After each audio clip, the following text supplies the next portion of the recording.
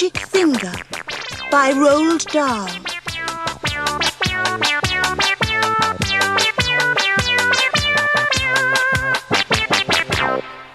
The farm next to ours is owned by Mr. and Mrs. Gregg. The Greggs have 2 children, both of them boys. Their names are Philip and William. Sometimes I go over to their farm to play with them. I am a girl, and I am 8 years old. Philip is also 8 years old. William is 3 years older. He is 10. What? Oh, all right then. He is 11. Last week, something very funny happened to the Gregg family. I am going to tell you about it as best I can. Now, the one thing that Mr. Gregg and his 2 boys loved to do more than anything else was to go hunting. Every Saturday morning they would take their guns and go off into the woods to look for animals and birds to shoot. Even Philip, who was only 8 years old, had a gun of his own. I can't stand hunting. I just can't stand it. It doesn't seem right to me that men and boys should kill animals just for the fun they get out of it. So I used to try to stop Philip and William from doing it. Every time I went over to their farm I would do my best to talk them out of it, but they only laughed at me. I even said something about it once to Mr. Gregg, but he just walked on past me as if I weren't there. Then, one Saturday morning, I saw Philip and William coming out of the woods with their father, and they were carrying a lovely young deer. This made me so cross that I started shouting at them. The boys laughed and made faces at me, and Mr. Gregg told me to go home and mind my own P's and Q's. Well, that did it. I saw red, and before I was able to stop myself, I did something I never meant to do. I put the magic finger on them all. Oh dear, I even put it on Mrs. Gregg, who wasn't there. I put it on the whole Gregg family. For months I had been telling myself that I would never put the magic finger upon anyone again. Not after what happened to my teacher, old Mrs. Winter. Poor old Mrs. Winter. One day we were in class, and she was teaching us spelling. "Stand up," she said to me, "and spell cat." "That's an easy one," I said. "K-A-T." "You are a stupid little girl," Mrs. Winter said. "I am not a stupid little girl," I cried. "I am a very nice little girl." "Go and stand in the corner," Mrs. Winter said. Then I got cross, and I saw red, and I put the magic finger on Mrs. Winter good and strong, and almost at once, guess what? Whiskers began growing out of her face. They were long black whiskers, just like the ones you see on a cat, only much bigger, and how fast they grew. Before we had time to think, they were out to her ears. Of course, the whole class started screaming with laughter, and then Mrs. Winter said, "Will you be so kind as to tell me what you find so madly funny, all of you?" And when she turned around to write something on the blackboard, we saw that she had grown a tail as well. It was a huge, bushy tail. I can't begin to tell you what happened after that. But if any of you are wondering whether Mrs. Winter is quite all right again now, the answer is no, and she never will be. The magic finger is something I've been able to do all my life. I can't tell you just how I do it, because I don't even know myself. But it always happens when I get cross, when I see red. Then I get very, very hot all over. Then the tip of the forefinger of my right hand begins to tingle most terribly, and suddenly a sort of flash comes out of me, a quick flash like something electric. It jumps out and touches the person who has made me cross. And after that, the magic finger is upon him or her, and things begin to happen. Well, the magic finger was now upon the whole of the Gregg family, and there was no taking it off again. I ran home and waited for things to happen. They happened fast. I shall now tell you what those things were. I got the whole story from Philip and William the next morning after it was all over. In the afternoon of the very same day that I put the magic finger on the Gregg family, Mr. Gregg and Philip and William went out hunting once again. This time they were going after wild ducks, so they headed towards the lake. In the first hour, they got 10 birds. In the next hour, they got another 6. "What a day!" cried Mr. Gregg. "This is the best yet." He was beside himself with joy. Just then, 4 more wild ducks flew over their heads. They were flying very low. They were easy to hit. Bang, bang, bang, bang, went the guns. The ducks flew on. "We missed," said Mr. Gregg. "That's funny." Then, to everyone's surprise, the 4 ducks turned around and came flying right back to the guns. "Hey," said Mr. Gregg. "what on earth are they doing?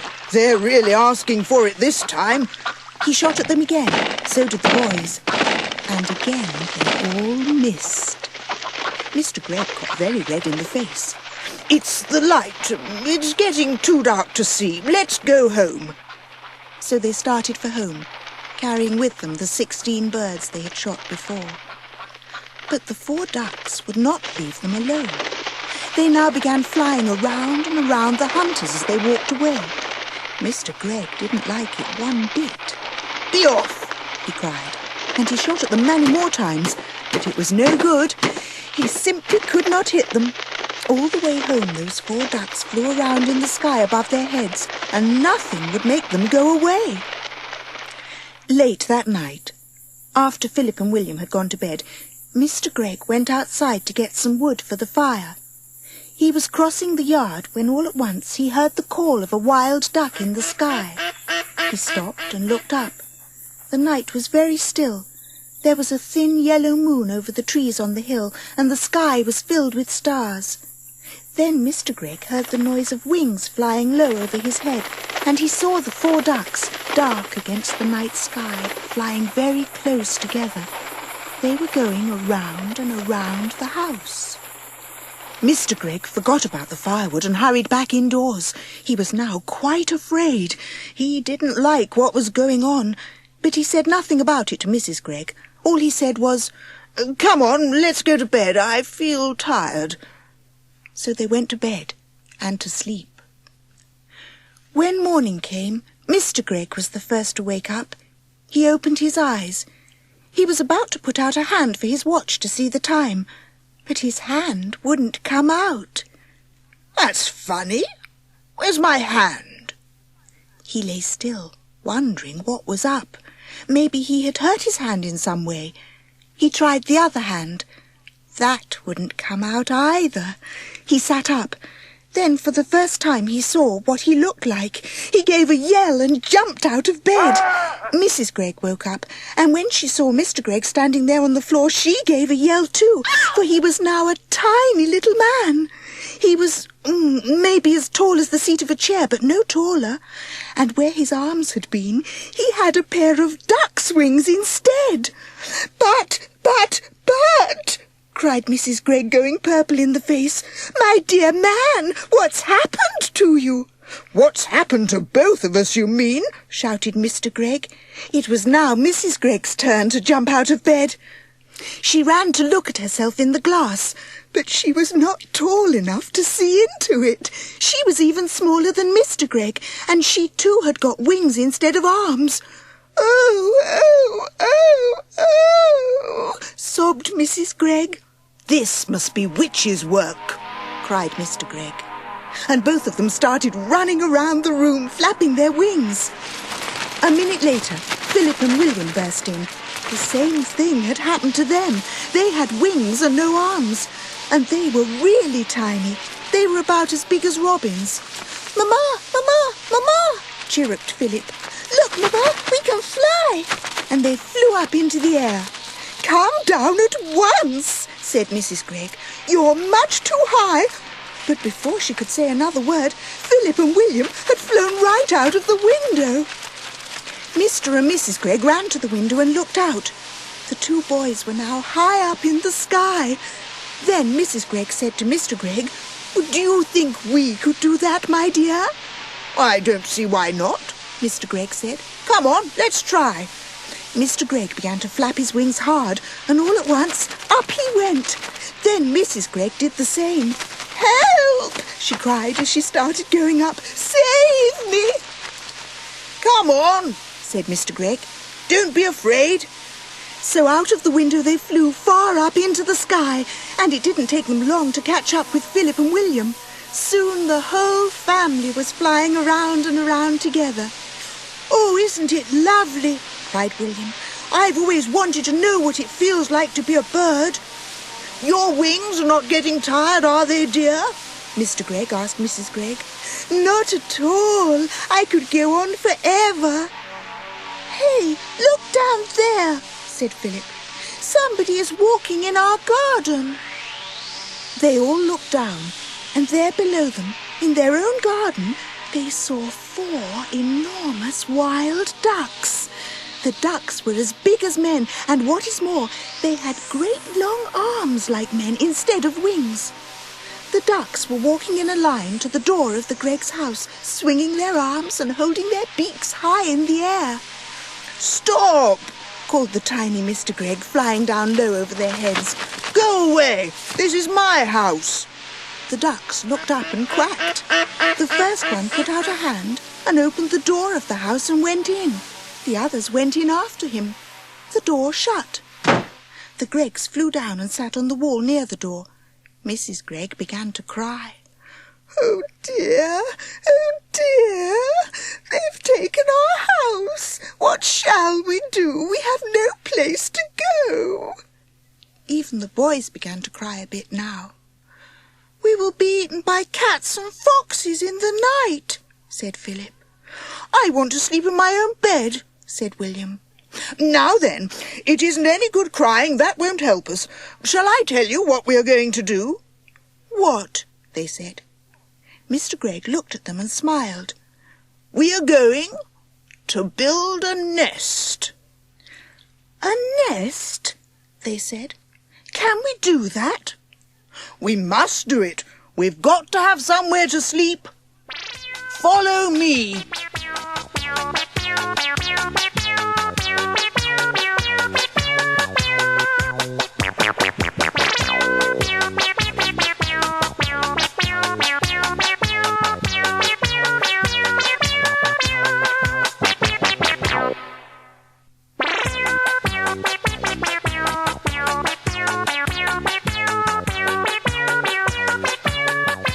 They all flew off to a tall tree, and right at the top of it, Mr. Gregg chose the place for the nest. "Now we want sticks, lots and lots of little sticks. Off you go, all of you, and find them and bring them back here." "But we have no hands," said Philip. "Then use your mouths." Mrs. Gregg and the children flew off. Soon they were back, carrying sticks in their mouths. Mr. Gregg took the sticks and started to build the nest. "More! I want more and more sticks. Keep going." The nest began to grow. Mr. Gregg was very good at making the sticks stick together. After a while he said, "That's enough sticks. Now I want leaves and feathers and things like that to make the inside nice and soft." The building of the nest went on and on. It took a long time, but at last it was finished. "Try it," said Mr. Gregg, hopping back. He was very pleased with his work. "Oh, isn't it lovely?" cried Mrs. Gregg, going into it and sitting down. "I feel I might lay an egg any moment." The others all got in beside her. "How warm it is," said William. "And what fun to be living so high up," said Philip. "We may be small, but nobody can hurt us up here." "But what about food?" said Mrs. Gregg. "We haven't had a thing to eat all day." "That's right. So we will now fly back to the house and go in by an open window and get the tin of biscuits when the ducks aren't looking."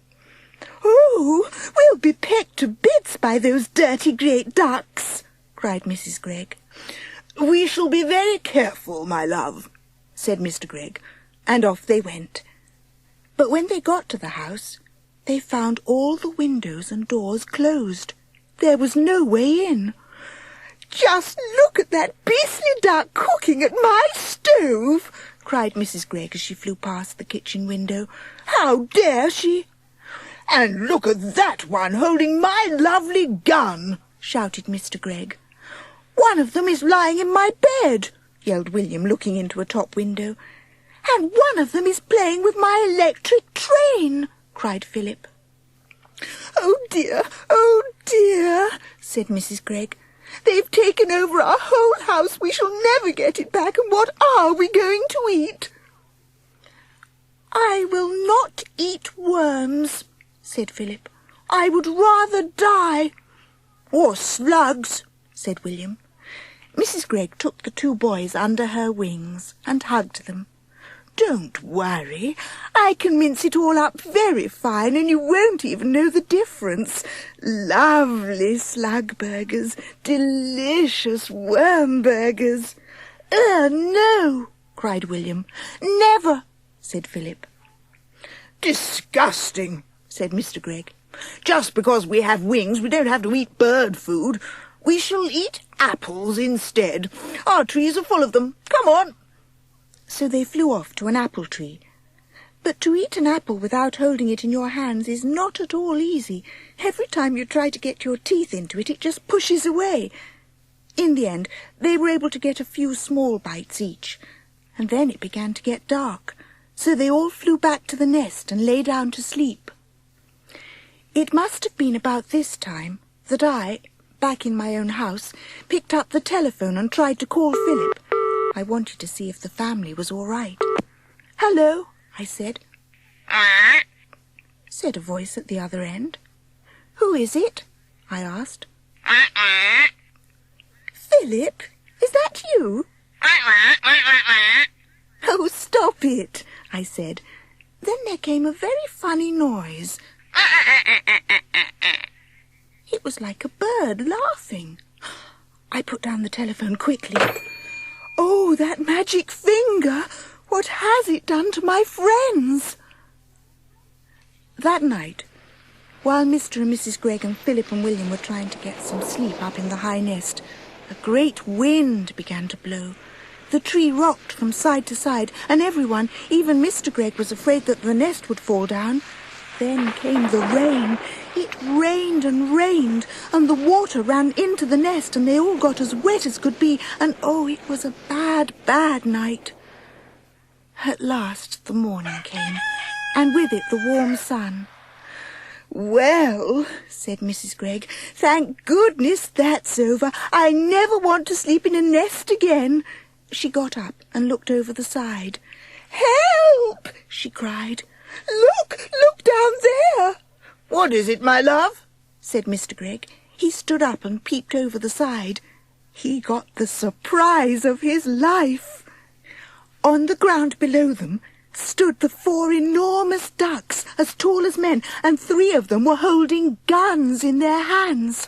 One had Mr. Gregg's gun, one had Philip's gun, and one had William's gun.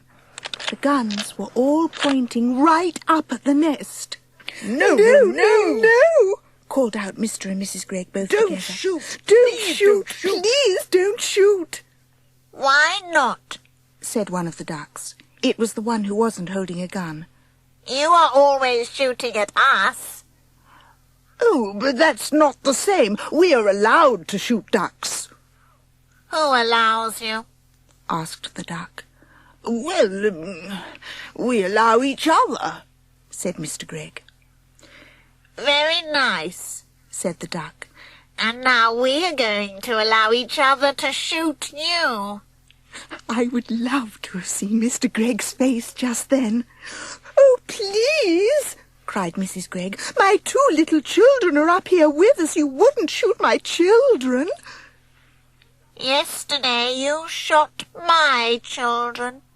You shot all 6 of my children. I'll never do it again, cried Mr. Gregg. Never, never, never. Do you really mean that? Asked the duck. I do mean it. I'll never shoot another duck as long as I live. That is not good enough. What about deer? "I'll do anything you say if you'll only put down those guns. I'll never shoot another duck or another deer or anything else again." "Will you give me your word on that?" said the duck. I will," said Mr. Gregg.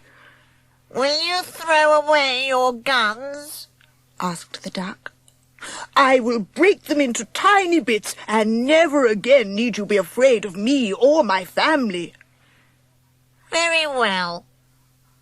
You may now come down, and by the way, may I congratulate you on the nest. For a first effort, it's pretty good." Mr. and Mrs. Gregg and Philip and William hopped out of the nest and flew down. Then all at once, everything went black before their eyes and they couldn't see. At the same time, a funny feeling came over them all, and they heard a great wind blowing in their ears. Then the black that was before their eyes turned to blue, to green, to red, and then to gold, and suddenly there they were, standing in lovely bright sunshine in their own garden near their own house, and everything was back to normal once again. "Our wings have gone," cried Mr. Gregg, "and our arms have come back, and we're not tiny any more," laughed Mrs. Gregg. "Oh, I'm so glad." Philip and William began dancing about with joy. Then, high above their heads, they heard the call of a wild duck. They all looked up, and they saw the 4 birds, lovely against the blue sky, flying very close together, heading back towards the lake in the woods. It must have been about half an hour later that I myself walked into the Greggs' garden. I had come to see how things were going, and I must admit I was expecting the worst. At the gate, I stopped and stared. It was a queer sight. In one corner, Mr. Gregg was smashing all the guns into tiny pieces with a huge hammer. In another corner, Mrs. Gregg was placing beautiful flowers upon 16 tiny mounds of soil, which I learned later were the graves of the ducks that had been shot the day before. And in the middle of the yard stood Philip and William with a sack of their father's best barley beside them. They were surrounded by ducks, doves, pigeons, sparrows, robins and larks and many other kinds that I didn't know, and the birds were eating the barley that the boys were scattering by the handful. "Good morning, Mr. Gregg," I said. Mr. Gregg lowered his hammer and looked at me. "My name is not Gregg any more," he said. "In honour of my feathered friends, I have changed it from Gregg to Egg." "And I am Mrs. Egg," said Mrs. Gregg. "What happened?" I asked. They seemed to have gone completely dotty, all 4 of them. Philip and William then began to tell me the whole story. When they had finished, William said, "Look, there's the nest. Can you see it? Right up in the top of the tree. That's where we all slept last night." "I built it all myself," said Mr. Egg proudly. "Every stick of it." "If you don't believe us," Mrs. Egg said, "just go into the house and take a look at the bathroom. It's a mess." "They filled the tub right up to the brim," Philip said. "They must have been swimming around in it all night, and feathers everywhere." "Ducks like water," Mr. Egg said. "I'm glad they had a good time." Just then, from somewhere over by the lake, there came a loud bang. "Someone's shooting!" I cried. "That'll be Jim Cooper," Mr. Egg said. "Him and his 3 boys, they're shooting mad. Those Coopers are the whole family." Suddenly, I started to see red. Then I got very hot all over. Then the tip of my finger began tingling most terribly. I could feel the power building up and up inside me. I turned and started running towards the lake as fast as I could. "Hey!" shouted Mr. Egg. "What's up? Where are you going?" "To find the Coopers," I called back. "But why?" "You wait and see. They'll be nesting in the trees tonight, every one of them."